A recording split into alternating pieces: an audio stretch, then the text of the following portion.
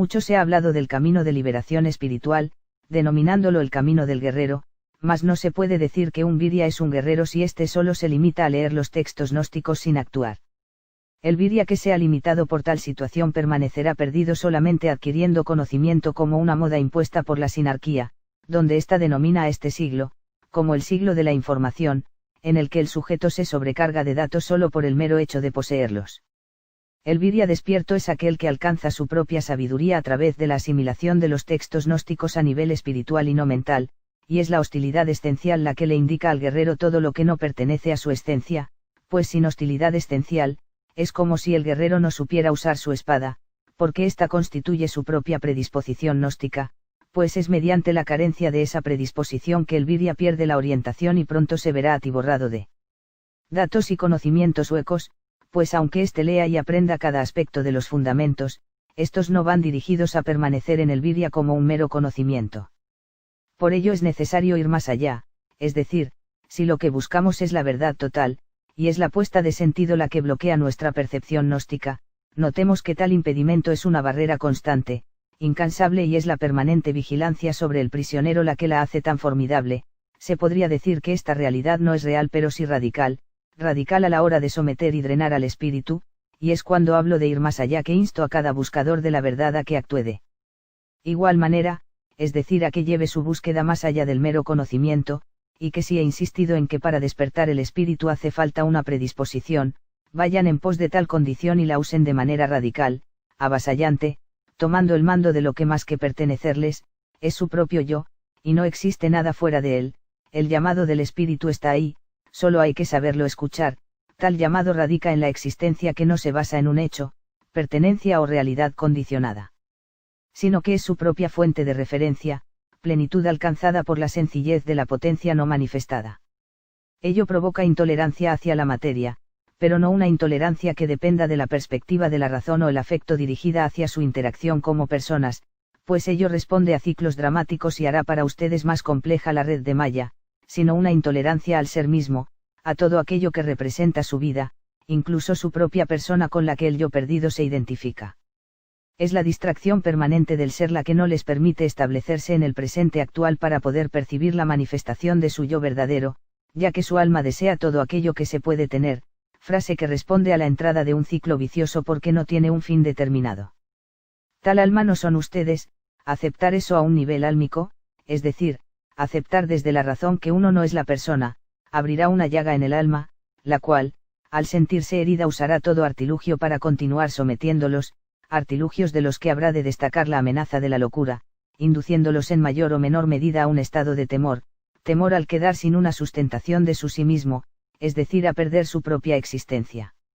Mas el secreto consiste en darse cuenta que tal temor no forma parte de su yo verdadero, aceptando así que se existe más allá del sí mismo presentado por el alma.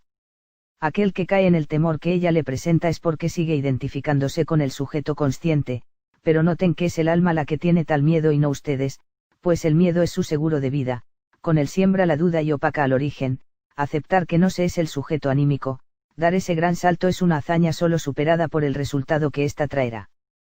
Por principio, el miedo es mentira, ilusión, y el espíritu al ser verdad total no puede entrar en la ilusión. Es en estas palabras que, como hemos venido puntuando, todo principio del despertar se resume en darse cuenta, en este último caso darse cuenta de que no se es el sujeto anímico. Tal identificación constituye una barrera que el Virya habrá de librar para que el velo de malla comience a caer, y liberar al espíritu constituye la tarea máxima, la más grande empresa a la que un Virya puede aspirar desde su condición de prisionero, y notar la propia existencia más allá de este plano es el honor más grande alcanzado por un sujeto, pues con él comienza el Virya despierto. Ya dijimos que es la razón, el guardia demiúrgico que constituye el yugo más cercano de su espíritu, en ser el primero en someter al espíritu a la hora en que éste trata de manifestarse más allá del yo perdido. Muchos de ustedes habrán de tomar estas palabras como un mero trastorno, mas por haber nacido en el trastorno de esta realidad no la habrán de notar como tal, pero piensen por un momento. Si han llegado a la sabiduría hiperbórea es precisamente porque en cierta medida no están conformes con lo que esta realidad les presenta. Ello habla de haber tenido desde su interior una chispa de discernimiento que les hace investigar y poner en tela de juicio todo cuanto les rodea. Es aquí donde aparece un filtro que hace que la sed de la verdad que manifiestan continúe, aunque tal verdad escape a los alcances de su conciencia. Son varias las experiencias de virias que se comparten en la red con respecto a tan importante tema. Desde mi propia experiencia, como ya he dicho, todo se resume en darse cuenta más allá de la percepción que ofrecen los sentidos. Ello me ha sido el parteaguas con el que he podido dejar atrás todo impedimento que el alma ciñe sobre el yo perdido, y poder comenzar la propia vía de liberación, la cual se ha venido dando acrecentando la hostilidad al punto tal que con la misma he tenido ciertas experiencias, que se manifestaban ya desde muy joven, de las que desconocía su origen hasta llegar a los textos gnósticos, de las cuales solo puedo decir que con sus resultados ahora comienzo a percibir un entorno propio, donde solo lo que yo tengo en el umbral de sentido es lo que cobra importancia, fuera de todo deseo impuesto por la interacción del alma con el entorno cultural, pues mientras alguien continúe bajo los influjos de la razón, la identificación con el sujeto consciente impedirá toda posibilidad de concretar una vía de liberación, la cual además de ser apoyada en los fundamentos, es la hostilidad aceptada como principio liberador que es llevada a extremos, la que comienza a trastocar la realidad en una simple proyección, pero que inversamente lleva a una existencia genuina, una implosión en la que la esencia verdadera se acepta como totalidad de sí misma. Mas no resulta prudente asegurar desde el punto de vista metódico, que lo que he experimentado es el modo en que se debe iniciar el cerco del que hablan los fundamentos, porque éste solo se experimenta y no hay solo una vía de liberación. Mas desde mi experiencia, puedo decir que no responde a ninguna expresión del sujeto consciente cuando éste trata desde sus alcances, de condicionarse hacia una runa para que ésta le brinde tal aislación, es decir, no me fue necesario tener presente una runa a la hora de la experimentación esotérica para poder quedar aislado de los influjos de la realidad álmica y notarla como una proyección impuesta, sino que de solo desatar la propia hostilidad las runas noológicas han de hacerse presentes pues. Estas se manifiestan metafísicamente en la sangre pura, o sea que las runas no deben tomarse como llaves o símbolos resignadores, pues tal acción no correspondería a la potencia rúnica esotérica, porque al ser un acto condicionado desde el sujeto, sigue siendo una manifestación exotérica no metafísica dada en la puesta de sentido, lo que obedece solo al intercambio de un objeto cultural por otro.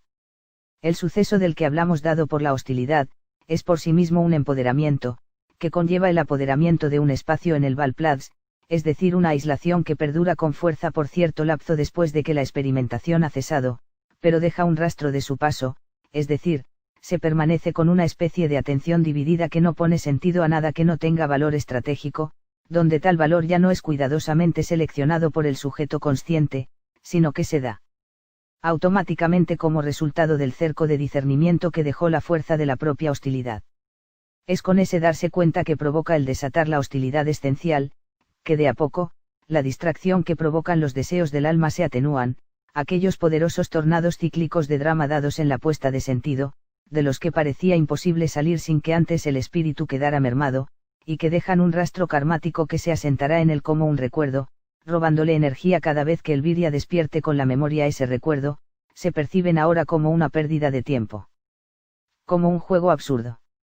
Es cuando el viria se ve invitado a un egregor cultural, el cual tratará de robarle la autorreferencia, que la propia autorreferencia cimentada con mayor fuerza en él a causa de la experiencia esotérica, le hará imposible una reacción personal, o sea que el viria ya no reacciona a nivel álmico poniendo sentido a tal hecho, pues la autorreferencia le mantiene en orientación permanente al recuerdo de su espíritu cimentado en su sangre, lo que responde a su propia sabiduría con la que el viria saldrá victorioso de la situación dramática a causa de la verdad con la que ha actuado. Al haber evitado caer en el suceso dramático que le habría fagocitado,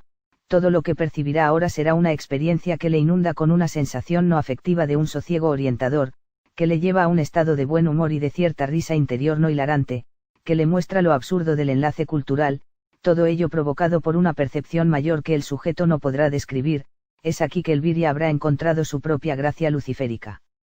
El deseo material comienza a perpetuarse como un mero estorbo, cada porción de materia pierde el encanto que antes mostraba y que invitaba al sujeto a una burda interacción encasillante, donde tal materia jugaba el papel protagónico relegando al sujeto a un papel secundario, en el que él debía sentirse afortunado de poseer esa materia pero que en últimas era la materia quien lo poseía a él. Es aquí que los papeles comienzan a invertirse, el sujeto consciente comienza a ser, por así decirlo, domesticado, él junto con todas sus necesidades instintivas, las cuales han ahora cambiado de amo. Todo aquel que haya llegado a percibir su gracia luciférica, puede ahora notar que ha olvidado todo lo que en su vida ha tenido como nocivo, es decir, puede recordar sucesos dramáticos realizando la flexión del sujeto consciente para tal hecho, pero tales recuerdos se han vuelto solo imágenes que ya no provocan aquel sentimiento nocivo que los plasmó en un principio, o sea, el virya ha notado que ya no está ligado a ningún proceso karmático anterior. Es al notar tal liberación, que éste habrá de percibir su propia superioridad, resultante del desencadenamiento afectivo al que le sometían los recuerdos de tales vivencias nocivas. Esto último, responde a una limpieza del sujeto, donde el espíritu, al tomar el mando se ha deshecho de todo aquello que no pertenece a sus propios preceptos, y es en tal limpieza que ha salido a relucir todo aquello que en la vida del virya ha tenido valor espiritual, y que se encontraba bajo capas de polvo karmático que habían opacado el recuerdo de su origen. Con ello el sujeto consciente ha cedido el paso a una autoridad, que mediante la autorreferencia él mismo reconoce como superior, o sea, real.